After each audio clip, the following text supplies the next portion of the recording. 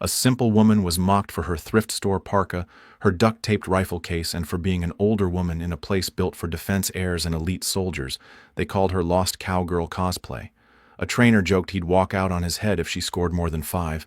Then she lay down, said nothing, and from 1,000 meters, fired 10 perfect bullseyes. The range went silent, and then they uncovered her name on the building. The clipboard trembled slightly as the staffer tried not to laugh. He didn't ask for ID, just clipped a badge marked "Visitor" to her coat and waved her through. A shooter leaning against a range bench tapped his friend and tilted his head toward her rifle case. The tape around the hinges had begun to peel. Someone filmed it. Another whistled. The caption under the live feed read, "Antique inbound." No one spoke to her directly. A round aluminum token skidded across the gravel and landed near her boot. On it in marker, someone had written, "Janitor shift." The coin stayed there. She stepped past it without pause. Up on the balcony, 2 instructors watched with arms crossed. One sipped coffee. The other said, just loud enough to carry, "Might be the first time someone brings a mop to the 1,000-meter line." Laughter rose like a low swell, not loud, just constant. She moved steadily through it. The announcer's voice cracked over the loudspeaker. Entry 9 now approaching, guest shooter, no team affiliation. Open qualifier. The registration tablet had no name logged, just mock entry 9 in bold red letters. A woman in tactical sleeves raised her phone and panned it toward the path. $5 says she doesn't clear the first shot. One of the younger shooters shouted toward the tower, "Hey, someone log her under historical reenactments." No one offered her a lane. She walked the path alone. Her boots were quiet over the packed gravel, but the air around her was sharp with amusement. A man near the score tower leaned forward and snapped a photo as she passed. His caption said, "Before the flop." She said nothing. A clipboard was held out toward her with an empty signature line. She signed it, 4 quick strokes. No questions asked. The staffer looked at the name, then looked at her. He didn't react, just stepped aside. She reached the firing platform and stopped. The mat was steel cold, weathered from years of recoil. The wind pressed across the far ridge and whispered down through the targeting lanes. She lowered her case, not rushed, not hesitant. The locks cracked open one at a time, first the left, then the right. She opened the lid and paused. The range was still laughing behind her. She lifted the rifle and began to load. She passed through the main lounge of Pinewood Training Field unnoticed. The walls gleamed with oil-finished walnut, broken only by trophy cases and mounted rifles under glass. Names were engraved in brass beneath each photo: retired champions, founding donors, decorated officers. Crystal tumblers rested on polished trays beside bottles of bourbon positioned like museum pieces. No one looked up as she entered. A junior marksman near the leather couches glanced at her over his shoulder. He nudged the man beside him and tilted his head. Did she get lost on the way to maintenance? The other smirked, but didn't turn. Bet. She's someone's aunt. Let her look around. She didn't stop. Her steps were steady over the polished concrete. Near the front stairwell, 3 instructors stood comparing trigger pull data on a shared tablet. One of them muttered, "We're letting just anyone walk through now." The hallway narrowed before opening into the archive gallery. It was lit with museum-style spotlights and lined with records, black and white photos of early range founders, their names etched beneath in uniform font. A display screen flashed performance statistics in a silent loop, nearby wind readings, shot groupings, trajectories. One of the plaques had been covered by a promotional banner for an energy drink sponsor.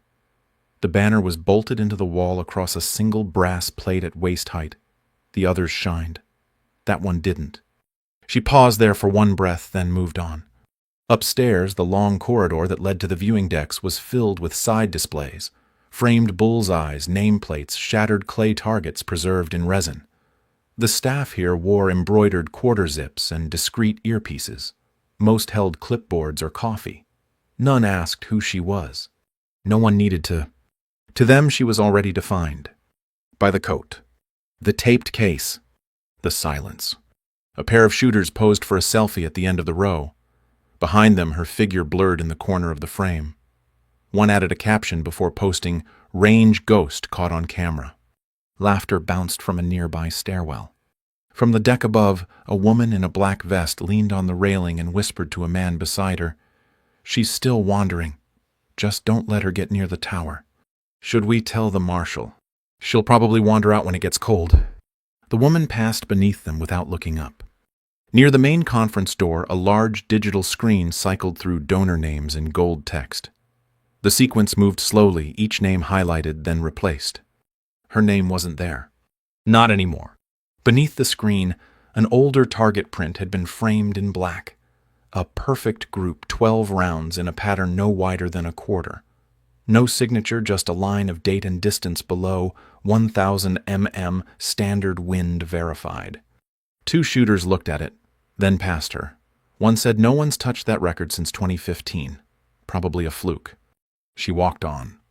An older staff member holding a stack of forms brushed past her without apology. A pen slipped from his clipboard and clattered to the floor. He didn't notice. She picked it up, handed it back. He took it, muttered a thanks, and turned away before seeing her face. She moved past the private lockers, glass-doored backlit, each with a name etched into the panel. They gleamed under the LED strips. Custom gear, perfect alignment, quiet pride. She reached the final door at the end of the corridor. A sign read, "Authorized use only Founders Range." No one stopped her. No one knew they should. She stepped through the door, closing quietly behind her. In her coat pocket, a worn utility knife rested against her palm. She didn't reach for it. Not yet. The competition lanes opened just after noon. Sunlight flashed off steel rails and glass panels as elite shooters lined up across the platforms, setting down branded mats and unfolding high-end gear. With the ease of repetition, Pinewood's main viewing deck was already crowded. Defense heirs, venture-backed tacticians, old contractors turned spectators, each settled behind tinted partitions, drinks in hand. Custom rifles glinted like jewelry under the overhead lights. Laughter moved through the upper levels, muted but constant. She walked to the far left station alone. Her mat was plain, unmarked, her coat folded neatly beside her boots. Around her, shooters adjusted precision scopes and toggled turret locks, while assistants read out wind data in hushed tones. Everything gleamed: bolts, bipods, nameplates, tablets. By comparison, her rifle case looked out of place. The tape across the edges had dulled and frayed the handle wrapped in faded cloth. Someone tossed a token toward her station. It landed flat on the mat just beside her elbow. Janitor Shift scrawled in black marker. No one claimed it, no one apologized. She didn't touch it. A shooter across from her dropped into position, exaggerated the motion, then rolled to her side and groaned for the crowd's benefit. She's gonna eat that recoil. Laughter followed, mostly from the younger competitors. One of them held up a phone screen glowing with a private live stream.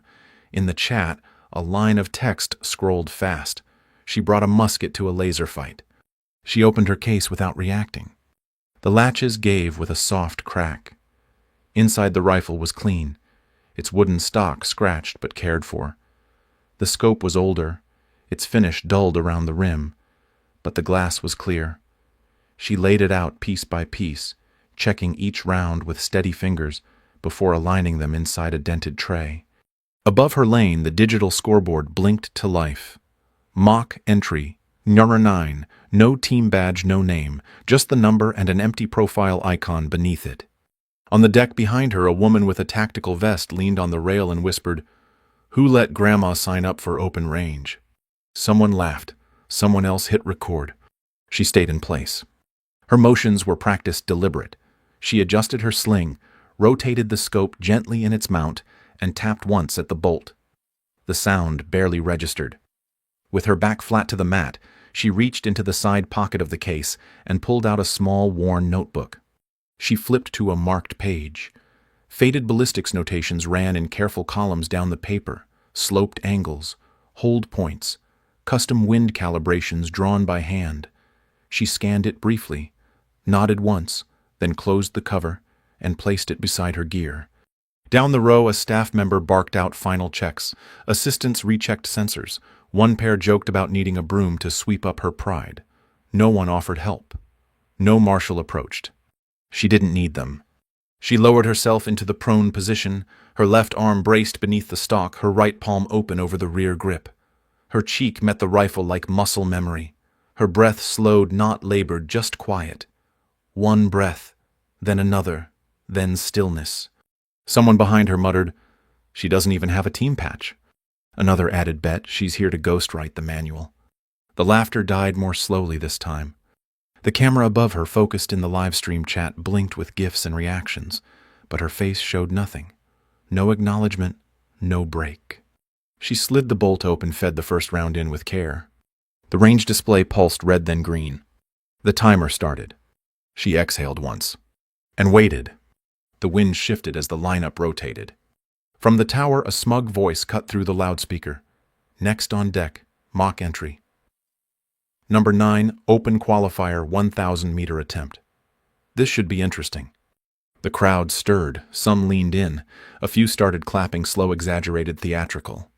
From the scoring tent, a range tech looked up and smirked. She's really going for it. A man on the benches adjusted his phone angle to keep her in frame. His stream was already titled, "Motel Sniper Goes Long." In the chat, viewers placed bets 10 meters 25, maybe 40 before her first shot missed a betting pool formed in private groups. None of it quiet. She stepped forward without a word. No speech, no request, no delay. Her boots crunched softly over the gravel, the sound faint beneath the laughter and layered voices. One instructor whispered, "Let her take the long shot." Good lesson in wind and ego. Another added, "Make sure the medics are watching. She might throw out her back going prone." Still she walked. The scoreboard above the long-range lane lit up, mock entry number 9. The red digits pulsed in time with the countdown clock, 10 minutes until rotation. The timer started ticking down in the corner of the screen. She approached the line calmly, each step measured. No one offered support. No one asked her if she was ready. From the overhead cameras, her taped rifle case looked out of place next to carbon fiber rigs and precision-grade mounts. One of the interns monitoring the feed zoomed in on the tape and typed a caption for the lower third legacy or lunacy, "You decide." She didn't look up. A staffer on the sideline raised a small silver whistle and gave a single sharp blast. The sound cut through the last of the chatter. Then came the silence. She set her coat beside the mat, laid the case on the gravel, unlatched it, and removed her rifle in one slow, practiced movement. The crowd didn't blink. They wanted the moment. They wanted to say they saw it live. She positioned her mat, pressed her knees down, then shifted into prone like she'd done it 1,000 times in dust, rain, or snow. Not in front of cameras, not for applause, just to shoot. The breeze at her back moved across the high grass, tugging at the edge of the cloth beneath her elbow. The range lights hummed overhead, muted but constant. Far ahead, the 1,000-meter target looked like a postage stamp buried in the earth. She settled in. Cheek to stock, breath to wind, hand to trigger guard. Behind her, someone muttered, "She hasn't fired a single shot yet, and I'm already embarrassed." Another whispered, "I'd pay to see this flop live in slow motion." She adjusted her rear hand slightly, then paused. Breath in, breath out. The gravel beneath her boots didn't shift, the scope didn't twitch. Nothing moved. Not even her name. Only the countdown on the board. 30 seconds now, then 20. She didn't check the time. She knew it. The digital screen blinked to green. The range fell quiet. All that remained was a faint whistle of air, and a single unmoving figure pressed flat to the mat, locked in place. She didn't flinch. She didn't speak. She waited, ready, still steady. The signal flashed green. Timer zeroed, mock entry number 9 lit up in the far left lane. A low mechanical click echoed as the laser tracking system came online. A thin gust cut through the pine above the berms, curling across the long stretch of gravel and steel. Somewhere high on the viewing deck, the last murmur of conversation faded into stillness. She didn't move. Her cheek remained nestled into the worn stock, her breath barely lifting off the surface of the mat.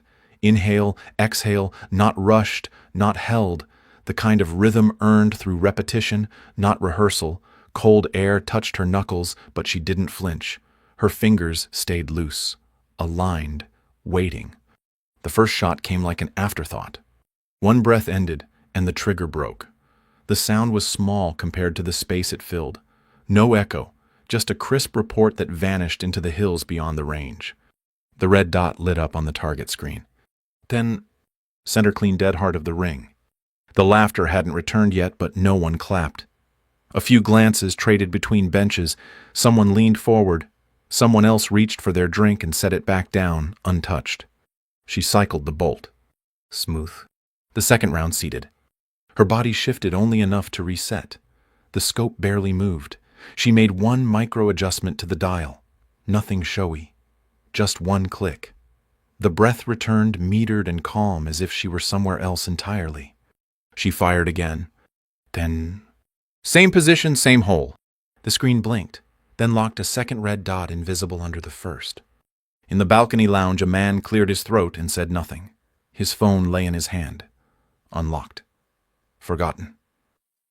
A younger shooter at the far bench whispered to his friend and stopped mid-sentence when the third shot landed. Then... There was no delay now between fire and score. The grouping showed no spread. The instructor who had joked about recoil earlier leaned against the support column and watched in silence. His arms folded slowly. She remained flat to the mat. One more round slipped into the chamber with practiced ease. Her elbows didn't shift. Her shoulder held the line. Nothing in her breath betrayed effort. The fourth shot cracked through the cold air. Then... The grouping hadn't widened. Not by a hair. The tech running the scoreboard leaned toward his monitor, blinked, then blinked again. He reset the system camera overlay to confirm. Fifth round loaded. She breathed, let the air settle, made no adjustments. The round fired.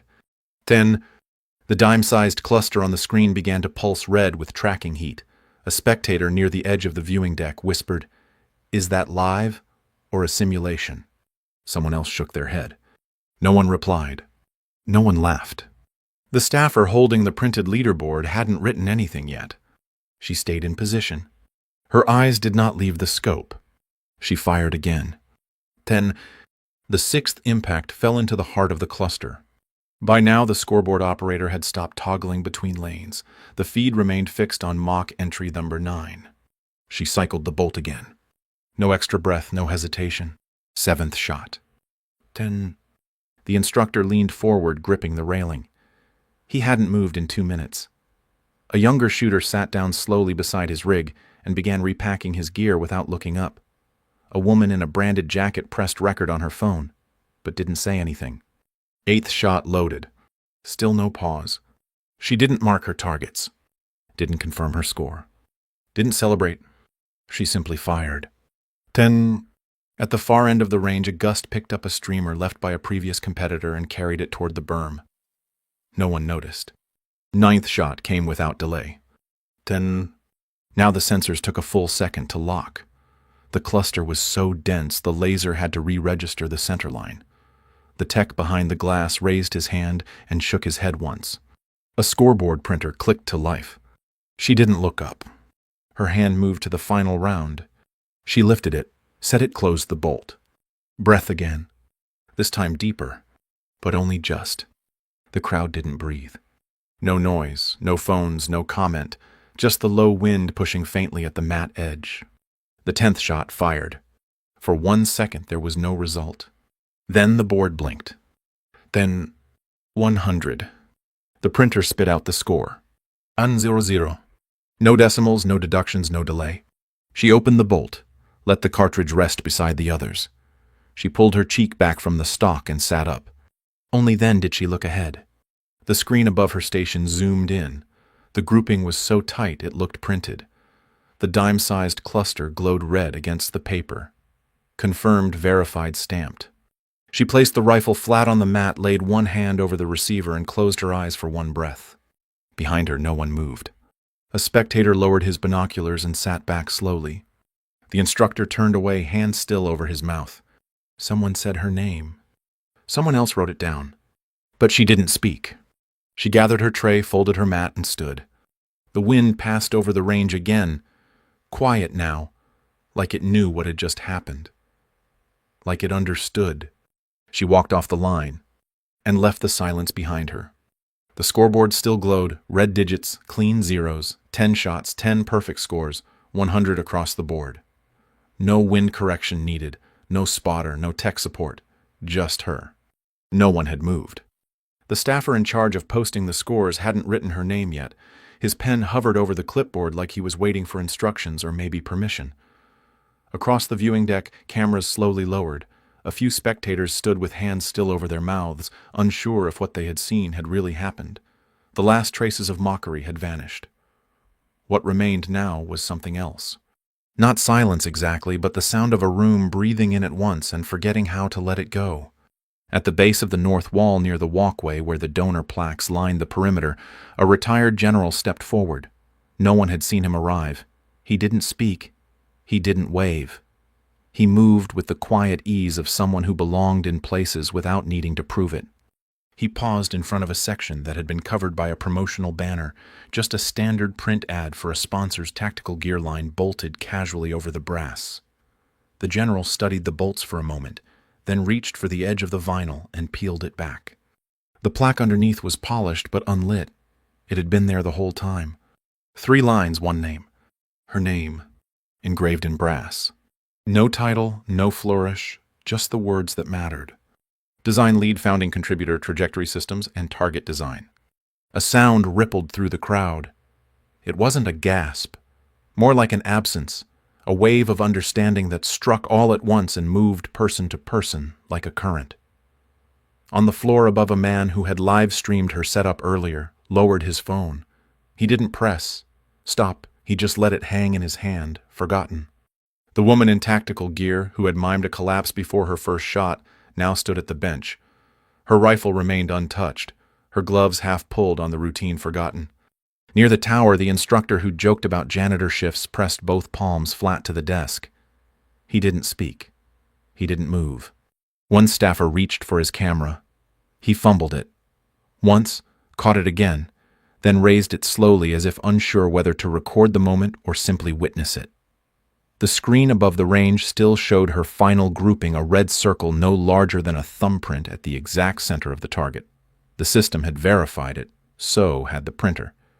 The evidence was no longer theoretical. It had been archived. She didn't look at the plaque, not yet.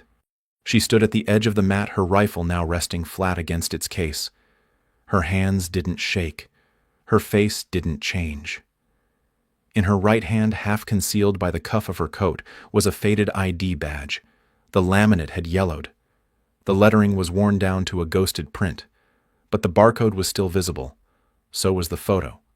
Younger then, but unmistakably her. A lanyard marked with the founding year curled once around her palm. The general turned away from the plaque and looked directly at her. He didn't salute. He didn't speak. He simply gave a single nod, measured, respectful, absolute. No one clapped, no one dared. She didn't move to the front, didn't raise her voice, didn't correct anyone or explain. She didn't have to. The brass had already spoken. The numbers had spoken. The system she designed had confirmed the outcome with perfect clarity. The scoreboard blinked once more, then held. Perfect 100. Red digits locked. She walked away from the mat one step at a time, her gear packed in silence, not rushed, not delayed, just steady, clean done. Behind her, conversations began again, but they sounded different. Softer, uneven. The tone had shifted. A few people stood up just to sit down again, unsure whether to speak at all. The laughter that had greeted her arrival was gone, replaced by a weight no one wanted to name. She didn't look back. She passed the donor wall without slowing. A few turned to follow her with their eyes, but no one stepped forward. They had already said everything that mattered, and she had answered without a single word. The mat was cleared, the lane swept, the scoreboard reset. But the air still held the shape of her. No one said her name, not aloud, not right away. Yet when people spoke about what they'd seen, they paused before the word shooter, as if the term was too small now, too casual. The number 9 remained in the system for 2 hours longer than it should have, suspended in red on the digital log, untouched by any following entry. By late afternoon, the viewing deck was quiet. Half the lounge had emptied. Those who stayed watched the sky more than the range. Somewhere above the ridgeline, wind crossed the treetops and moved in long ribbons down the slope, cooling the metal rails that still bore the warmth of her last round. They didn't see her leave. No footage caught her crossing the threshold or walking through the gates. No signature on the exit sheet, just a final frame of her, stepping away from the mat, her back turned to the cameras, her coat folded under her arm, and the rifle case taped shut once more. What remained became story. By morning, the group of young shooters who had mocked her from the benches had gone quiet. One of them had deleted his footage. Another had reposted the clip without captions or sound, only a slow pan across her final target, the image looping once before fading to black. Down by the donor wall, someone had removed the banner permanently. Her name was now lit from above with a discreet spotlight. The brass had been polished overnight. The general's visit wasn't recorded, but the staff confirmed he had returned briefly. Just once. Just to stand in front of the plaque and say nothing at all. She didn't return, but others began to appear. A girl in second-hand boots arrived the following weekend for a beginner's course. She said little, kept her hands in her pockets, and waited patiently for her number to be called. Before stepping onto the range, she walked the length of the donor wall, slowly reading each name with care. When she reached the bottom corner, where the concrete path met the brass, she stopped. There set just below the plaque, the initials had been etched by hand into the concrete border of the 1,000-meter line. No ceremony, no fanfare. Just 3 letters pressed deep and clean into the foundation. A range tech said nothing as the girl leaned down and brushed a thumb across them. She smiled once, then rose, stepped to her lane and began to set up. Her shots were wide, scattered, imperfect, but her stance was steady and her breath matched the wind. Someone on the bench behind her whispered that her grouping reminded them of a name they couldn't say out loud. Back in the office, one instructor, quiet older, retrieved the laminated visitor badge from the bottom of the waste bin. He dusted it off with the edge of his sleeve, then slipped it into a sealed display case used for retired patches and range artifacts. No label. Just the plastic and the silence. That winter, Pinewood Training Field's code of conduct was amended. A line was added: "Performance is not determined by pedigree." Underneath it, a single sentence noted the policy was inspired by Entry 9 100-point score recorded and verified. Months later, her name reappeared in an internal systems update. It wasn't announced, it wasn't even required, but in the fine print of the software credits beneath the scoring interface, there it was. Ballistics Module Read Trajectory Engine developed and donated. Those who noticed didn't comment. They just kept shooting. They kept learning. And when they reached the 1,000-meter line and dropped to the mat, some of them paused before the first round. Some glanced toward the wall. Some looked down at the initials cut into the concrete. No one said a word. But every breath that followed knew who had been there first. She never asked for recognition. She never raised her voice, and yet with every quiet breath and every perfect shot, she proved that true strength needs no introduction. They mocked her for how she looked, for where she came from, for daring to stand where only the powerful were expected. But she stood anyway. She did not break. And when the truth finally surfaced, it was undeniable. This story is about more than skill. It is about knowing your worth, even when the world forgets your name. It is about the dignity of silence, the resilience of presence, and the kind of legacy that does not seek attention, but commands it. If her story moved, you take a moment to reflect. Share your thoughts below or pass it on to someone who's ever been underestimated. And follow for more stories where quiet voices carry the loudest truths.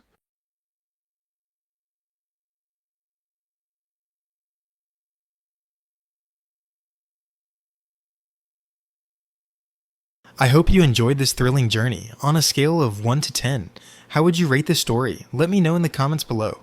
Your feedback inspires more epic tales.